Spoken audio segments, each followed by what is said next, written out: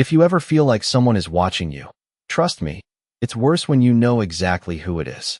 I blocked Adrian Voss everywhere. Phone, Instagram, email, even that stupid shared playlist we made at 2 a.m. like we were the main characters in some indie movie. Gone. Deleted. Erased. I changed my number, switched gyms, started buying groceries 10 miles out just to avoid the places we used to overlap. I told myself it was over. Clean break. Healthy boundaries. Very adult of me. Except apparently the universe didn't get the memo. It started small. Little things. The kind you brush off because admitting they mean something would mean admitting you're not okay. I'd walk into a coffee shop I'd never been to before, and the barista would say, "Your usual?" I don't have a usual. Not here. Not anywhere near here. Then there were the messages. No name. No number I could trace. Just short, precise texts that landed at the worst possible times. "You forgot your jacket." I hadn't. It was draped over my chair. "Don't skip dinner." I was literally holding a fork when it buzzed in my hand. I told myself it was coincidence. Algorithms. Data leaks. Some creepy targeted ad nonsense. Yeah, sure. Totally normal. Totally fine. Until tonight. 11:42 p.m. A gas station off Route 9, about 12 miles outside the city.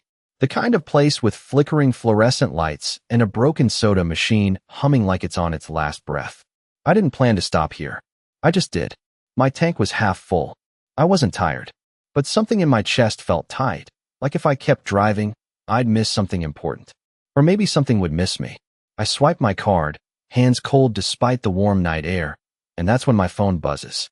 Unknown number. Of course. My stomach drops before I even unlock it. Turn around. I laugh.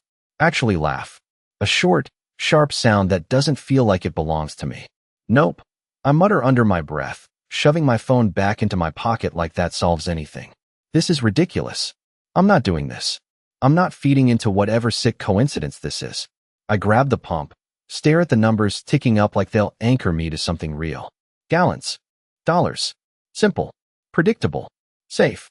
My phone buzzes again. I don't want to look. I really don't. But I do. Because apparently self-preservation is not my strong suit. Ethan. Just my name. No punctuation. No explanation. My chest tightens so fast it almost hurts. There are a million Ethans in the world. Millions. This doesn't mean anything. It can't. Another buzz. You always do this. My fingers go numb around the phone. Always do what? My brain scrambles, trying to find logic, patterns, anything that makes this less him. Because it can't be him. I made sure of that. I cut him out so clean there shouldn't be anything left to trace. I blocked him. I erased him. The memory hits like a glitch. His voice, low and steady, right next to my ear. "You think blocking me changes anything?" I squeeze my eyes shut hard. Nope. Not doing this. Not going there. I turn. Slowly. Against every better instinct I have. And there he is. Adrian. Leaning against a black SUV like he's been part of the night this whole time. Like he didn't just step into it. His gaze locks onto mine. Sharp and familiar in a way that makes my chest ache before my brain can catch up. "You're not supposed to be here," I say, but it comes out weaker than I want, like I'm not even convincing myself. He pushes off the car, one step forward, then another, unhurried, certain. "You picked it," he says quietly, like that explains everything. Like that's the answer to a question I don't remember asking. I take a step back without meaning to. Gravel crunches under my shoe. "Did you follow me?" It's the most logical question. The only logical question. His head tilts, just slightly. No, he's closer now. Too close. Close enough that I can see the exact shade of his eyes under the harsh gas station lights. Close enough that something in me, something traitorous, recognizes him before I can stop it. "Then how do you keep finding me?" My voice barely holds. His expression shifts, something softer slipping through the edges of that calm control. "I'm not finding you, Ethan." He stops right in front of me, and for a second the world goes very, very quiet. "I never lost you.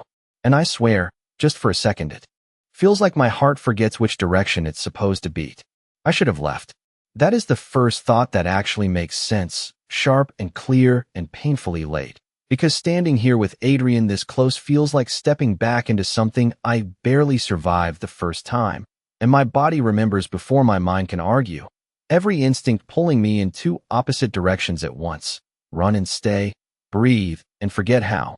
And I hate that the second one is winning. That is not possible, I say, because logic is all I have left, and I am holding on to it like it might keep me upright. I changed everything. My number, my address, my routines. There is no way you just know. My voice cracks on the last word, and I immediately regret it because Adrian notices everything. He always has. And sure enough, his gaze softens in that way that feels like he is seeing through me instead of at me. Like I am a page he has already read and memorized. You changed the surface, he says quietly, and there is no accusation in it, which somehow makes it worse. But you did not change you. I let out a breath that almost turns into a laugh because that is ridiculous. That is not an answer. That is something you say in a movie right before everything gets worse. And I am not doing this. I am not getting pulled back into his weird, calm, unsettling way of talking like he knows things he should not. Stop talking like that. I snap, taking another step back, needing space, needing distance, needing anything that breaks this feeling crawling under my skin. You sound insane. He does not react the way I expect. No anger, no defensiveness. Just a small tilt of his head like he is adjusting to me, recalibrating, and that makes my chest tighten all over again. Do you remember the lake? He asks suddenly, and the question hits me so out of nowhere, I actually freeze. What?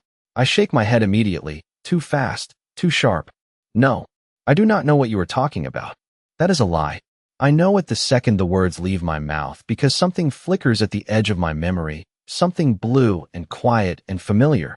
Like sunlight hitting water, like a voice saying my name in a way that feels too close, too real, and I push it down hard because that is not part of this. That is not part of him. That is not something I am willing to unpack in the middle of a gas station at almost midnight. You hated the cold, Adrian continues, softer now, like he is not even talking to me, but to the space between us, like he is remembering something I am not allowed to have. You said it made your bones ache, but you stayed anyway. My pulse spikes, loud in my ears, because I do not remember that. I should not remember that. And yet my fingers curl like they do when I am cold, like they have done that before, like they are reacting to something that is not here. Stop, I say again, but it comes out weaker this time, thinner, like the word is losing its meaning. He steps closer, and I should move. I should create distance. I should get in my car and drive until the road forgets my name. But I do not. I just stand there, stuck in place, watching him like he is about to explain everything or ruin me all over again. You left, he says, and there it is, finally something real, something that lands solid and heavy between us. You said it was too much, that it felt like you were losing yourself.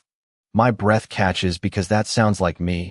That sounds exactly like something I would say when I am overwhelmed, when things get too intense, when I start to feel like I am disappearing into something I cannot control. But I never said that to him. I would remember that. I have to remember that.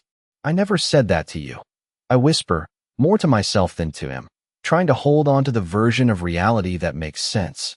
Adrian's expression shifts again, something breaking just slightly at the edges, something almost hurt. You did, he says, and his voice is steady, but there is something underneath it now, something raw and real. Right before you told me to let you go. The words hit like a quiet echo inside my chest, like they belong somewhere deep and buried, and for a second the world tilts, just enough to make me doubt my footing, just enough to make me question everything I thought I knew. That is not possible, I repeat, but it sounds different now, less certain, less grounded, like I am trying to convince myself instead of him. Adrian studies me for a long moment, his gaze searching, careful, like he is looking for something that might still be there. Then why does your body remember me? He asks softly, and before I can stop it, before I can build the wall back up, my breath stutters, my chest tightens, and something deep inside me responds like it has been waiting for him all along. My body should not remember him. That is the part that makes everything wrong. Everything tilt just slightly off center like the world is no longer aligned the way it was 10 minutes ago. Because I know what memory feels like, and this is not it.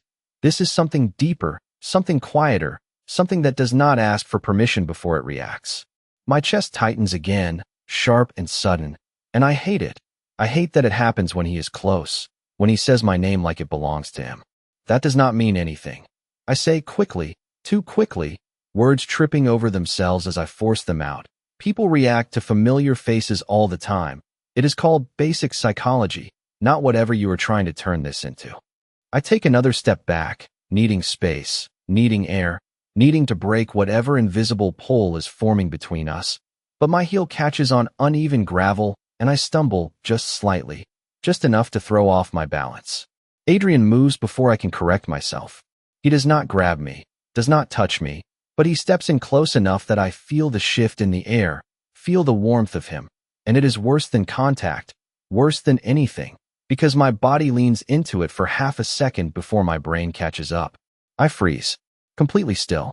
My breath goes shallow, uneven, like I forgot how to do something as simple as inhale and exhale without thinking about it. Do not, I say under my breath, not even sure what I am telling him not to do. Come closer, speak, exist. All of it feels like too much. Adrian stops instantly. He always does that. That is what makes it worse. He listens. He adjusts. He never pushes past the line I draw, even when I do not understand where that line is myself. His voice, when he speaks again, is softer, careful, like he is handling something fragile that might break if he presses too hard. You used to do that, he says quietly, when you were overwhelmed. You would step back, then forget where your feet were. My stomach twists. Stop saying things like you know me. I snap, louder now, sharper, because anger is easier than whatever this is, easier than the way my chest feels too tight and too open at the same time. You do not get to act like that when I do not even remember half of what you are talking about. There is a pause. Not silence exactly, but something heavier, something that stretches between us and refuses to move. Adrian studies me again, really looks this time, like he is trying to see past what I am saying and into something I am not. That is the problem, he says finally, and there is no accusation, just something steady and certain that makes my pulse spike all over again. You do not remember. I let out a frustrated breath, running a hand through my hair like that might ground me, like that might pull me back into something normal, something logical. Of course I remember. I argue, but even as I say it, doubt slips in around the edges, thin and sharp. I remember everything that matters. Adrian's gaze flickers, just for a second, something like pain crossing his expression before it disappears again. Then tell me what happened the last time we saw each other, he says, and the question lands heavier than it should. I open my mouth immediately, ready to answer, ready to prove him wrong, ready to shut this down and walk away like I should have done the second I saw him standing there. But nothing comes out. My mind goes blank, completely blank. There should be something there. A conversation, a goodbye, a reason. I blocked him. I erased him. There had to be a reason. My chest tightens again, harder this time, and for a second it feels like something is pressing against the inside of my ribs, like something is trying to get out. I told you it was over. I managed finally, but it sounds wrong, thin, like a placeholder instead of a memory. Adrian does not react to the words, not really. He just watches me, and that is somehow worse. You did say that, he agrees softly. But that was not the last thing you said. The air feels heavier, harder to breathe. I shake my head, frustration building, panic creeping in around the edges. Then what was it? I demand, because if he knows, if he is so sure, then he can just say it and end whatever this is. Adrian hesitates, just for a second, and that hesitation is enough to make my stomach drop, enough to make something inside me brace for impact. When he finally speaks, his voice is quieter than before, like he is not sure how I am going to react, like he is not sure if I am ready to hear it. You told me you could still feel me, he says, each word landing slow and deliberate. And that was the part that scared you the most. The world tilts again, sharper this time, and something flashes through my mind, quick and bright and gone before I can grab it. A voice that sounds like mine saying those exact words, a feeling of standing too close, of something connecting that should not, and my breath catches hard in my chest. Because for the first time since this started, it does not feel like he is making things up. It feels like I am the one missing pieces. The air feels wrong after he says it, like something invisible has shifted and now I am standing in the middle of it without knowing how to get out. Because those words do not just sound familiar. They feel familiar, like they belong somewhere inside me that I cannot reach, like they are mine but I lost the key to them. No, I say immediately, shaking my head hard enough to make the world blur for a second. That is not. I would remember saying something like that. My voice sounds thinner now, less certain, and I hate that more than anything. Because certainty is the only thing keeping me from completely unraveling right here under these flickering lights. Adrian does not argue. He does not push. He just watches me, quiet and steady, like he is waiting for something to surface on its own. That is what makes it worse. If he was lying, if this was some elaborate manipulation, I could fight it. I could push back. I could leave. But he is not. He is just there. And somehow that feels more dangerous. I drag a hand down my face, trying to ground myself, trying to pull my thoughts into something linear, something that makes sense. Okay, I say slowly, forcing the word out like it might anchor me. Let us say, hypothetically, you are not completely losing your mind, and I am not completely losing mine, and there is something I do not remember. That still does not explain how you know where I am. I gesture around us, the empty stretch of asphalt, the dim glow of the gas station, the quiet hum of distant traffic. This is not a place we used to go. This is not somewhere you could guess. Adrian's gaze flickers, just slightly, like I said something important without realizing it. I did not guess, he says, and his voice is softer now, careful in a way that makes my chest tighten again. You pulled me here. I stare at him. That is not how anything works. He takes a small breath, like he is choosing his words, like he is deciding how much to tell me and how much I can handle. When we were together, he begins, and the phrase alone makes something twist low in my chest, something I immediately try to ignore. There were moments where you could feel where I was without trying. You said it felt like a tug, like something in your chest pointing you in a direction. My pulse spikes, sharp and sudden, because that image lands too easily in my mind, too naturally, like it fits into a space that was already there. That does not mean anything, I say again, but the words feel weaker now, like they are losing their weight the more I repeat them. Adrian steps just a fraction closer, not enough to invade my space, just enough that I notice, just enough that my body reacts before I can stop it. You are doing it right now, he says quietly. No, I am not.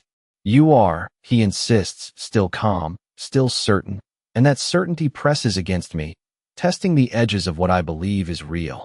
You stopped here for no reason. Your tank was not empty. You were not tired. You just felt like you needed to be here. My breath catches, because that is exactly what happened. And I hate that he knows that. I hate that he can say it out loud like he was inside my head when I made that decision. That is coincidence. I argue, but it sounds hollow now, like I am reaching for something that is slipping through my fingers. Adrian shakes his head slightly, not dismissive, just sure. You always said that too, he murmurs. You would explain it away, call it coincidence, call it anything but what it was. My chest tightens again, sharper this time, and I press a hand against it without thinking, like I can physically hold whatever this is in place. And what was it? I ask, the question slipping out before I can stop it, because a part of me needs to hear it, needs to understand why everything feels like it is falling apart in a way that does not follow any logic I know. Adrian's gaze softens again, something almost careful in the way he looks at me now. A connection, he says simply. The word hangs there, heavy and quiet, and for a second everything else fades out, the hum of the lights, the distant cars, even my own breathing feels muted under the weight of it. That is not possible, I whisper, but it sounds different now, less like a statement and more like a question I am afraid to answer. Adrian studies me for a long moment, like he is waiting, like he is hoping for something to click into place. Then why are you still here? He asks softly. And that is when it hits me. I could have left. The second I saw him, I could have gotten in my car and driven away, ignored the messages, ignored him, ignored all of this. But I did not. I am still standing here, still listening, still feeling. My stomach drops. Because for the first time, I am not sure if that was my choice. I should leave. The thought is louder now, clearer, cutting through everything else like it is finally finding its way to the surface, but my feet do not move, and that is the problem. That is the part one cannot explain no matter how hard I try to. Force logic back into place. Because he is right. I am still here, and I do not know why. My grip tightens around my phone like it might anchor me, like it might remind me of who I was before this moment started unraveling everything I thought I understood. This is not real. I say, quieter this time, Not to him, but to myself. Like if I say it enough times, it will settle into something solid. Adrian does not respond immediately. He just watches me. And there is something in his expression now that feels different, less like he is trying to convince me, and more like he is waiting for me to catch up to something he already knows. I hate that. I hate that he is always one step ahead in a conversation I do not even remember starting. Then leave. He says finally, simple, direct, like the answer has been there the whole time. I blink at him. What? Leave. He repeats, gesturing lightly toward my car like it is the most obvious thing in the world. Get in, drive away, do exactly what you have been doing for the past few months. His voice does not change, does not push, does not challenge. It just exists. And somehow that makes it harder. Because now it is not about whether I can leave. It is about whether I will. My chest tightens again, slower this time, deeper, like something is wrapping around my ribs instead of pressing against them. I turn slightly, just enough to look at my car, parked a few feet away under the dim light. It is right there. All I have to do is walk. Open the door. Drive. Simple. Easy. Normal. My body does not move.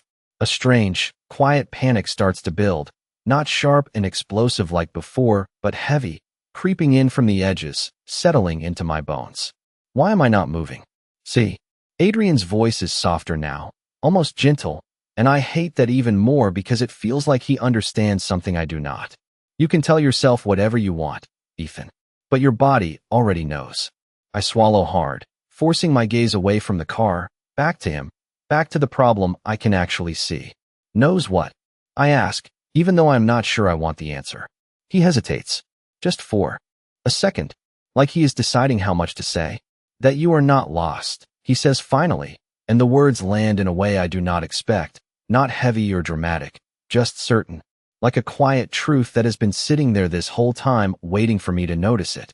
You think you ran, he continues, his voice steady, grounded in a way that makes everything else feel unstable by comparison, but you did not. You just stopped listening. Something in my chest pulls, sharp and sudden, like a thread tightening too fast. My breath stutters again, and this time I cannot hide it, cannot push it down fast enough before it shows. Listening to what? I manage, my voice barely holding together now, because every answer he gives just opens something else I cannot explain. Adrian's gaze drops briefly, not avoiding, just softer, like he is stepping into something more careful. To me, he says, the simplicity of it should make it easier to reject, easier to dismiss, but it does not.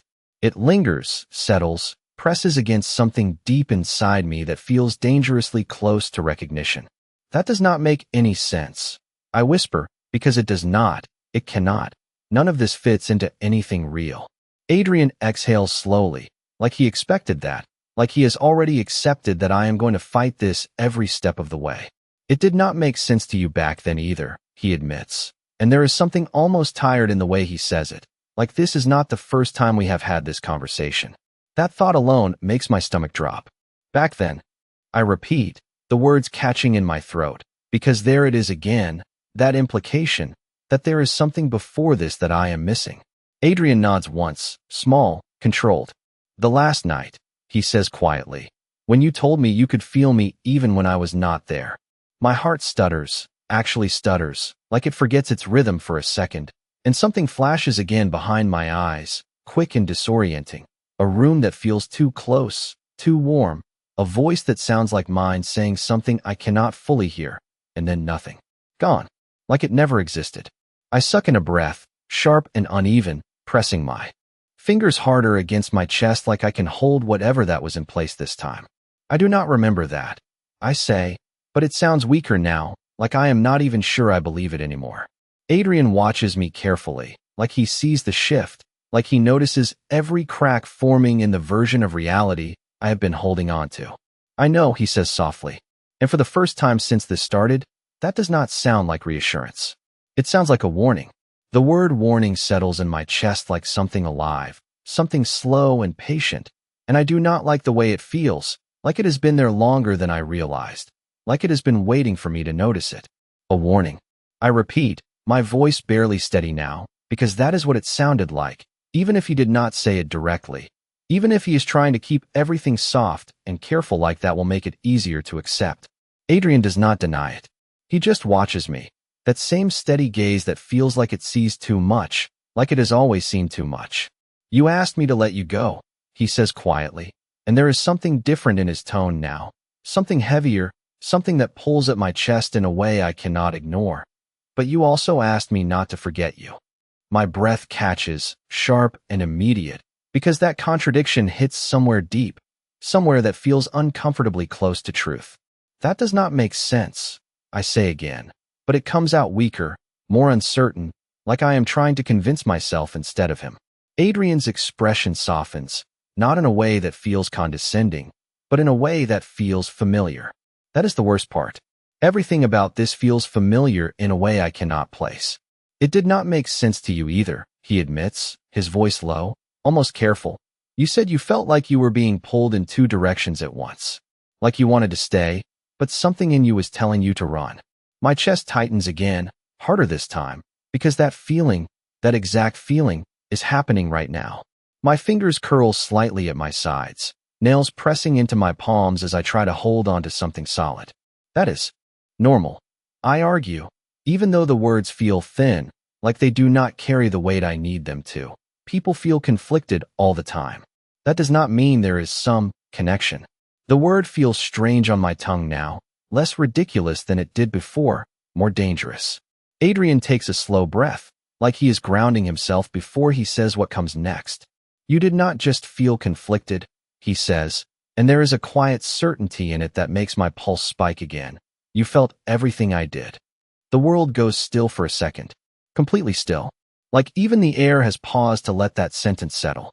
That is not possible, I say immediately, but my voice is barely more than a whisper now, because something inside me reacts to it, something I cannot explain, something that feels like recognition. Adrian does not look surprised by my reaction. If anything, he looks like he expected it. You said the same thing, he murmurs, and there is something almost distant in his gaze now, like he is looking at a memory instead of me. You said it was impossible, that it did not make any sense, that it felt like you were losing yourself in someone else. My breath stutters, uneven and shallow, because those words hit too close, too precise, like they were pulled straight out of my own head. And that is why I left. I ask before I can stop myself, the question slipping out because I need something concrete, something that explains why I would walk away from something that feels this strong, this consuming, even if I do not fully understand it. Adrian's gaze shifts back to me, focused and sharp again. That is why you tried to, he corrects softly. My stomach drops. Tried to. He nods once, small but certain.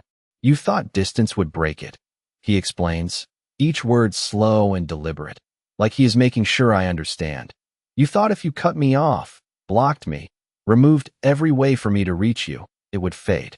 A cold realization starts to creep in, slow and heavy, settling into my chest like something inevitable. But it did not. I say, the words barely audible now. Adrian's gaze does not waver. No, he confirms quietly. Silence stretches between us, thick and suffocating, filled with everything I do not understand and everything I am starting to.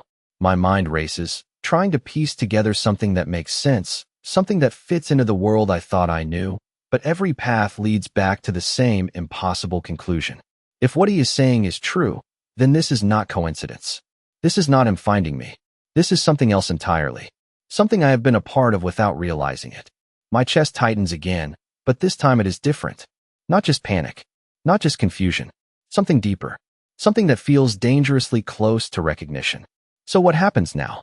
I ask finally, because that is the only question that matters anymore. The only thing that feels real in the middle of all of this. Adrian studies me for a long moment, like he is measuring something, like he is deciding how much truth I can handle. That depends, he says slowly, his voice quiet but steady, on whether you keep running or finally remember why you stopped in the first place. And for the first time since this started, I am not sure I want to run anymore. The question lingers in the air long after he says it, like something unfinished, like something waiting for me to step into it. And that is exactly what scares me, because for the first time since this started, I am not immediately looking for an exit. That realization hits harder than anything else, sharper than the confusion, heavier than the fear, because it means something inside me has already shifted without my permission. I do not remember stopping. I say slowly, the words coming out more honest than I intend, because that is the truth I cannot ignore anymore. I just remember leaving. Adrian's gaze sharpened slightly at that, not in surprise, but in recognition, like I just confirmed something he already suspected. That is because you did not stop physically, he replies, his voice steady but quieter now, like he is walking me through something fragile. You stopped here. He taps his chest lightly, not touching me, just indicating, and my breath catches before I can control it, because the gesture feels too precise, too familiar, like it belongs to a memory I cannot reach. You shut it down, he continues, piece by piece, until you could not feel it anymore. I swallow hard, my throat suddenly dry, because that sounds wrong and right at the same time, like a contradiction I cannot untangle. Why would I do that? I ask, and this time the question is not defensive, not dismissive. It is real, because if everything he is saying is true, then there had to be a reason, something strong enough to make me erase something this intense. Adrian hesitates again, just for a second, and that hesitation tells me more than any answer could. Because it was not just you, he says finally, his voice low, careful, like he is choosing every word with intention. It was both of us. Everything you felt, I felt too. My chest tightens immediately, instinctively, like my body reacts to the idea before my mind can process it. That is not possible, I whisper again, but there is no force behind it now, no certainty, just a quiet resistance that feels weaker with every second. Adrian does not argue. He just watches me, like he is giving me space to catch up, to connect something on my own. You said it felt like drowning, he adds softly, and that word lands differently, heavier, more vivid, like it paints a picture in my mind whether I want it or not. For a split second, something flashes again, not clear, not complete, but enough to make my breath hitch, a sense of being overwhelmed, of something too big, too consuming, pressing in from all sides, not painful, but too much, just too much. I press my fingers harder against my chest, like I can steady whatever is trying to surface, like I can control it if I focus hard enough. And you were fine with that? I ask, my voice tighter now, because if he felt it too, if this connection went both ways, then how could he just stand here now, calm, grounded, like none of it ever broke him? Adrian's expression shifts, just slightly, something flickering in his eyes that I cannot quite name, something that looks almost like it hurts to remember.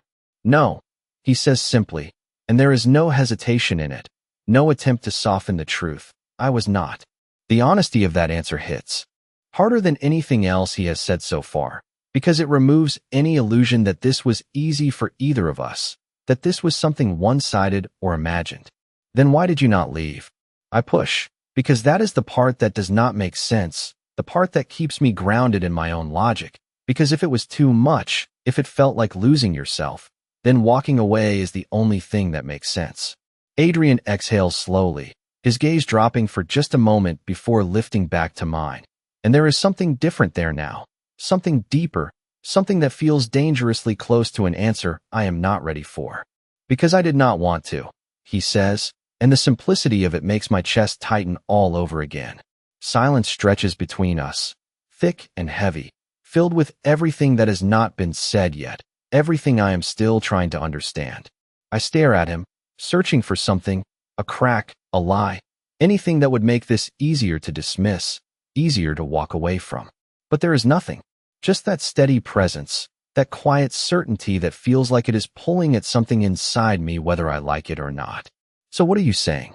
I ask finally, because I need to hear it. I need him to say it out loud so I can either accept it or reject it completely. Adrian takes a small step closer, not enough to overwhelm, just enough to make me aware of him again, of the space between us shrinking.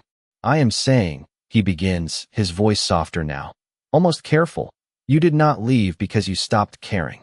He pauses, just long enough for the words to settle. You left because you felt too much. And something inside me shifts again, deeper this time, like a lock turning just slightly, like a door I do not remember closing starting to open. The words land deeper than I expect, like they slip past every defense I still have left and settle somewhere I cannot reach to pull them back out. And that is the problem. That is the part that makes my chest tighten in a way that feels less like panic and more like something waking up. That is not. I start, but the sentence falls apart before I can finish it. Because I do not even know what I am trying to argue anymore. Not when every piece he gives me fits too easily into the cracks I have been ignoring. I let out a slow breath, forcing my hands to unclench at my sides, forcing my body to relax even when it does not want to. Even if that were true, I say carefully, choosing each word like it might keep me grounded. That still does not explain why I cannot remember it. People do not just forget something like that. Adrian's gaze softens again, but there is something heavier behind it now. Something that feels like it carries more weight than everything else he has said so far. You did not forget, he says quietly, and the certainty in his voice makes my pulse spike all over again. You made a choice. The words hit differently, sharper, more personal, like they are aimed directly at something inside me that is already starting to shift. A choice to what? I ask, my voice tighter now, because that sounds worse than forgetting. That sounds intentional. That sounds like something I would have had to decide. Adrian hesitates, just for a second, like he is measuring how much truth I can take at once, and that hesitation is enough to make my stomach drop. To disconnect, he says finally, each word slow and deliberate. Not physically, not completely, but enough that you could function again without feeling everything all the time. My breath catches, sharp and uneven, because that explanation fits too well, like it fills in gaps I did not even realize were there. That is not how people work. I argue, but the resistance in my voice is weaker now, thinner, like it is losing strength the more I say it. Adrian does not push back. He just watches me, like he is waiting for me to see it on my own. You said the same thing, he murmurs, and there is something almost familiar in the way he says it, like this conversation has happened before. You kept trying to make it logical, something you could explain, something you could control. My chest tightens again, but this time it is not just fear, it is something else, something closer to recognition, like I am starting to see the edges of something I buried. And I could not, I say slowly, the realization slipping out before I can stop it, because that is what it feels like something got too big, too overwhelming, too impossible to manage. Adrian nods once, small but certain. You could not, he agrees, his voice steady, grounded in a way that makes everything else feel unstable by comparison. So you did the only thing you thought would work. A strange silence settles between us, not empty, but full of something unspoken, something waiting to be acknowledged. I swallow hard, my throat dry, because I already know what he is going to say next. I can feel it building before the words even leave his mouth. You asked me to help you break it, Adrian says softly. The world tilts again, sharper this time, like something inside me shifts too fast for me to keep up with. And suddenly that word, connection, does not feel abstract anymore. It feels real, tangible, something that could actually be broken. No, I whisper immediately, shaking my head, because that is too much, that is too far. I would not ask for that. Not if it was what you were saying it was. Adrian's expression does not change, but something in his eyes flickers, something that looks almost like he expected this reaction. You did not ask because you did not care, he says quietly. You asked because you cared too much. The words hit harder this time, heavier, like they carry something I cannot ignore. You said you were losing yourself, he continues, his voice softer now, like he is stepping carefully through a memory that still matters. That you could not tell where you ended and I began. My breath stutters, uneven, because that feeling, that exact feeling, flashes through me for a split second, quick and disorienting, like a memory I almost catch, but lose at the last second. So I helped you, Adrian finishes, and there is something in his tone now, something quieter, something that feels almost like regret. I stare at him, my mind racing, trying to piece together something that makes sense, something that fits into a reality I recognize, but everything keeps circling back to the same impossible conclusion. If you help me break it, I say slowly, my voice barely holding together now, then why are you still here? Adrian holds my gaze, steady and unflinching, like he has been waiting for me to ask that question. Because it did not break, he says simply. And that is when something inside me finally shifts far enough to feel it. Not just confusion, not just doubt, but something deeper, something that feels dangerously close to truth, like a thread pulling tight between us that I cannot see but cannot ignore anymore. The words do not just land this time. They settle, they root, they spread through my chest in a way that makes it impossible to ignore, because if it did not break, if whatever this is still exists, then everything I thought I controlled was never actually gone. It was just quiet, hidden, waiting. My breath feels uneven now, like I cannot find a steady rhythm no matter how hard I try. Like something inside me is pulling at it, adjusting it, reminding me that I am not as separate as I thought I was. That is not possible, I say again, but it comes out softer this time, less like a denial and more like a question I am afraid to answer. Adrian does not respond immediately. He just watches me, that same steady, patient gaze, like he is giving me space to feel it for myself, to notice what has been there all along. And that is when I do. It is subtle at first, barely there. A faint pressure in my chest, not painful, not overwhelming, just present, like a quiet hum under everything else. I freeze, completely still, because the moment I focus on it, it shifts, just slightly, like it is reacting to my attention. Do not, I whisper under my breath, not even sure what I am telling myself not to do. Notice it, follow it, acknowledge it. All of it feels like stepping into something I cannot step back out of. Adrian exhales slowly, like he has been waiting for this exact moment. You feel it, he says, not a question, just a quiet confirmation. I shake my head immediately, even as my chest tightens again, sharper this time, more aware. No, I insist, but the word feels fragile now, like it could break under the weight of what I am experiencing. The sensation shifts again, subtle but undeniable, like a thread pulling just slightly in a direction I cannot see, like something inside me is responding to something outside of me. My fingers curl at my sides, nails pressing into my palms as I try to ground myself, to anchor myself in something real. That is just anxiety, I say quickly, grasping for anything that makes sense, anything that keeps this from becoming what he says it is. This whole situation is stressful. My body is reacting. That is all. Adrian does not argue. He does not dismiss it. He just takes a small step closer, careful, measured, like he is approaching something fragile. Then why does it change when I move? He asks softly. My breath stutters. Because it does. The second he steps closer, the pressure shifts again, sharper, more focused, like it is aligning with him, like it is reacting to him. I take a step back immediately, instinctively, and the sensation loosens, just slightly, like the tension eases with the distance. My heart starts racing, faster now, louder, because that is not normal. That is not something I can explain away with logic or stress or coincidence. That does not mean anything, I say again, but my voice is shaking now, betraying everything I am trying to hold together. Adrian watches me carefully, like he is tracking every reaction, every shift, every crack forming in the walls I built. You said it felt like this, he murmurs, his voice low and steady, like something pulling you toward me even when you tried to resist it. My chest tightens again, and this time I cannot deny it, cannot push it away fast enough before it settles deeper, more real than anything else in this moment.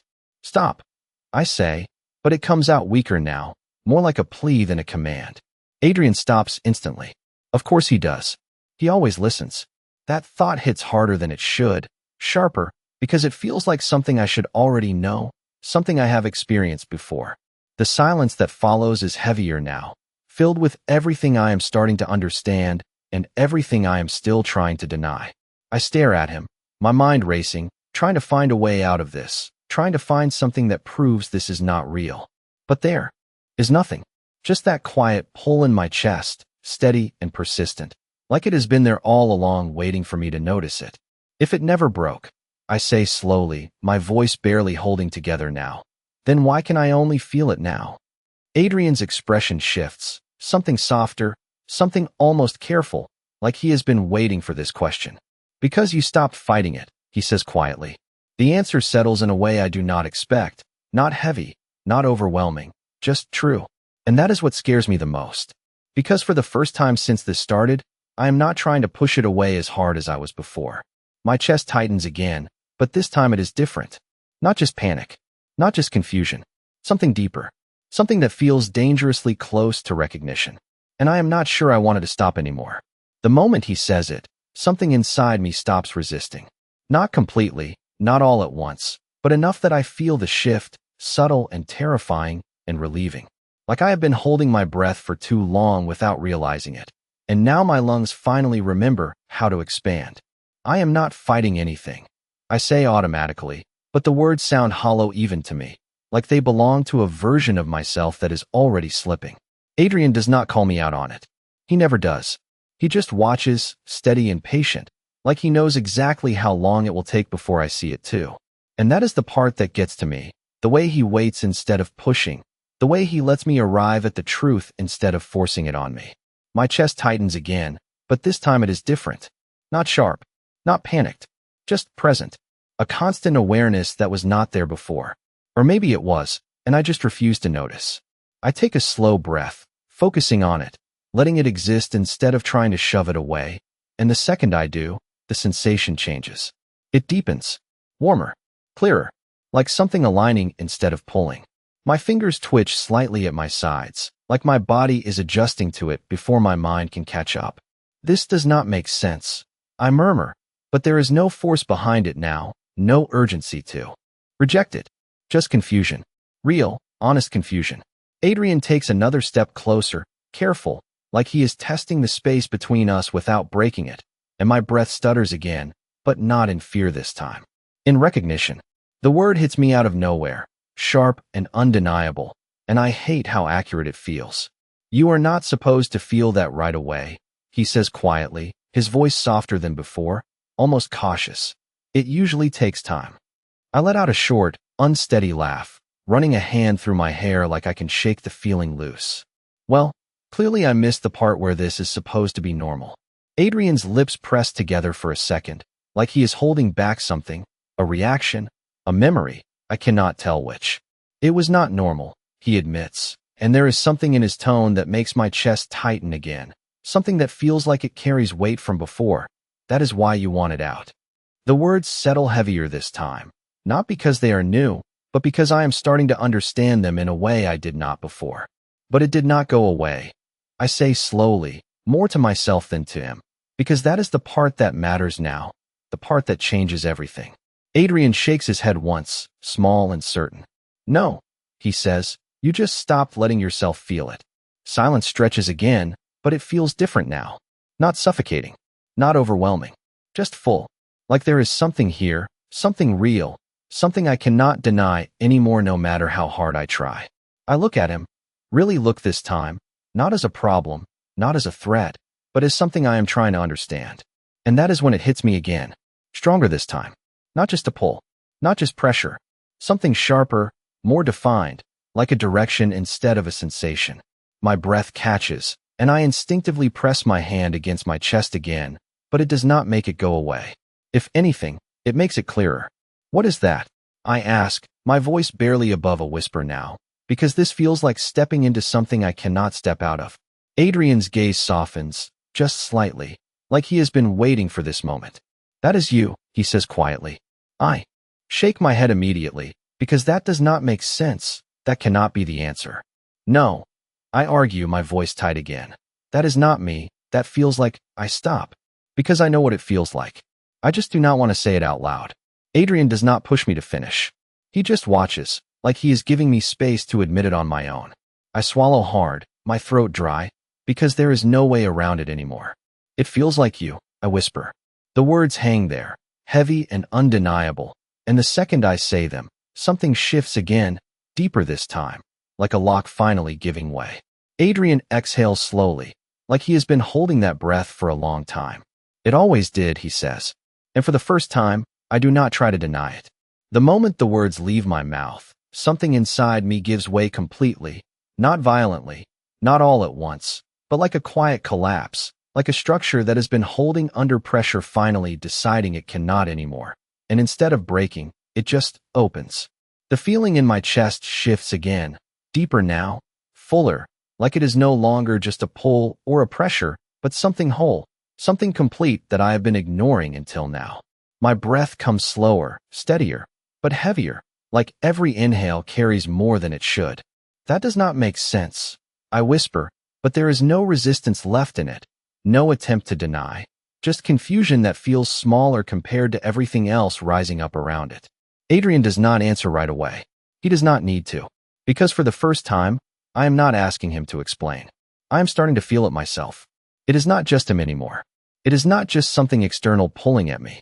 It is something inside me responding, something that recognizes him in a way I cannot rationalize. My fingers twitch slightly, like I want to reach out, but do not know why, like my body is remembering something my mind still refuses to access. You said it felt like this, Adrian murmurs quietly, his voice softer than before, almost careful, like he is stepping into something fragile, like you could not tell where you ended and I began.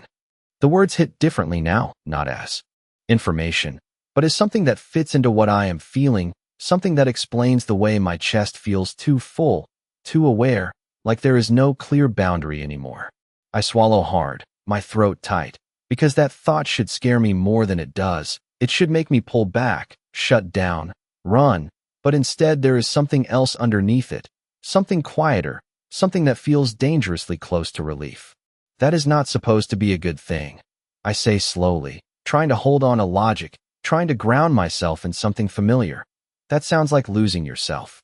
Adrian's gaze softens, but there is no disagreement in it, no denial. That is what you thought, he says gently. That is why you panicked. My chest tightens again, but not in the same way as before. Not sharp, not overwhelming. Just heavy with understanding I did not have a few minutes ago. And you did not. I ask, because that is the part that still does not fit, the part that keeps me from fully accepting this. Because if it felt like losing yourself, then why would anyone choose to stay? Adrian takes a slow breath, his gaze dropping for just a moment before returning to mine. And there is something different there now, something deeper, something that feels like it has always been there, just hidden under everything else. I did, he admits quietly, and the honesty of it lands heavier than anything else he has said. But I also felt like I was finally finding something real. The words settle into the space between us, and for a second everything else fades out again. The noise, the light, the world outside this moment. All of it feels distant compared to that. My chest tightens again, but this time it is not fear or confusion. It is something else. Something that feels like recognition, like something inside me is responding to that truth before I can stop it. That is not how it felt to me, I say, but the words come out softer now, less certain, like I am not sure if that is still true. Adrian watches me carefully, like he is tracking every shift, every change in my expression, every moment where something inside me moves closer to understanding. You did not let yourself stay long enough to find out, he says quietly. The words hit harder than they should, sharper, because they imply something I have not fully considered until now. That maybe I did not leave because it was wrong. Maybe I left because I was afraid of what would happen if I stayed. My breath catches again, uneven, because that thought feels too close to something real, something I am not ready to face completely. So what now? I ask, the question slipping out before I can stop it, because that is what matters now, not what happened before, but what I do with this now that I cannot ignore it anymore. Adrian does not answer right away. He just looks at me, steady and certain, like he has been waiting for this moment, like everything has been leading here. Now, he says finally, his voice quiet but grounded in a way that makes everything else feel less stable. You decide if you want to feel it again, or pretend you never did. And for the first time, that does not feel like an easy choice. The choice hangs between us, quiet but impossibly loud at the same time, like everything around it has faded just enough for it to take up all the space. And I hate how heavy it feels, how real it feels, like this is not just a question, but something that will change everything depending on how I answer it. My chest tightens again, slower this time, deeper, like the feeling has settled into something steady instead of chaotic, something I can actually feel instead of something I am trying to escape. I look at him, really look this time, and it is different now. Not because he has changed, but because I have. Because I am not just seeing him as the person I ran from. I am seeing him as the person I felt, the person I still feel whether I want to admit it or not. If I choose to feel it, I say slowly, my voice quieter now, but more grounded, like I am finally standing on something solid instead of slipping between doubt and denial. Then what? Adrian does not answer immediately. He never does when it matters. He lets the question breathe, lets it settle, like he knows rushing it would break something fragile that is just starting to form again. Then it comes back, he says finally, his voice low and steady, like he is not guessing, like he knows exactly what he is talking about. Not all at once, not the way it was before, but enough that you cannot ignore it again. My breath catches, because that sounds less like a warning now and more like a promise, and I am not sure which one scares me more. And if I do not, I ask, because I need to know both sides. I need to understand what I am risking either way. Adrian's gaze holds mine, steady and unflinching, and there is something in it now that feels different, something that was not there before, something that feels like he is giving me control instead of trying to take it. Then you go back to how it was, he says quietly. You walk away, you pretend this never happened, and eventually it fades again. The words sound simple, too simple, and that is what makes me pause, what makes something in my chest tighten in a way that does not feel like fear. Eventually, I repeat, the word catching on something I cannot quite name, because that part matters more than the rest. That part feels like the truth hiding inside everything else. Adrian nods once, small but certain. It does not disappear instantly, he explains. You already know that. I do. That is the problem. That is what makes this harder than it should be. Because I remember what it felt like to push something down, to ignore it, to convince myself it was gone when it was not. And I remember how long that took, how much effort it required just to keep it quiet. My chest tightens again, but this time it is not panic. It is something closer to clarity. I could walk away. I could get in my car, drive off, block whatever number this is, pretend none of this happened, and eventually, I would forget again. Or at least, I would think I did. But now that I have felt it again, now that I know it is still there, still real, still connected to him in a way I cannot explain, I am not sure I could go back to pretending it does not exist. You knew I would come back here, I say suddenly, the realization slipping out. Before I can stop it, because this place, this moment, it does not feel random anymore. Adrian's expression shifts slightly, something almost like understanding passing through it. Not here specifically, he says, but I knew you would stop somewhere. My pulse quickens, because that is not the same as knowing, but it is close enough to matter. Because of this? I ask, pressing my hand lightly against my chest again, feeling that steady, undeniable presence. Adrian nods once. Because of you, he corrects softly. The words settle differently now, not as something external, not as something happening to me, but as something that belongs to me, something I have been part of whether I wanted to be or not. Silence stretches again, but it feels different this time. Not heavy, not suffocating, just waiting, waiting for me to decide.